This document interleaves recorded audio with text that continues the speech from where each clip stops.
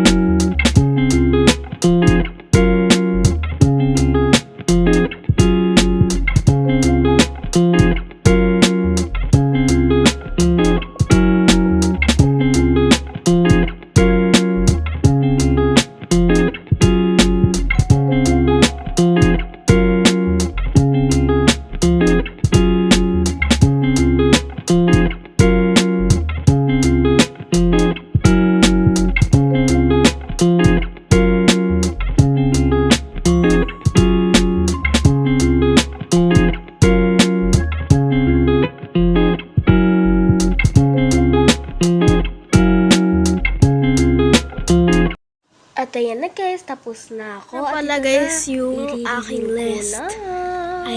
Ayan na yung list ko, guys. Kayo na lang po magbasa. Ipinag-usapan na kami sa Thank you group for chat watching. dahil Bye!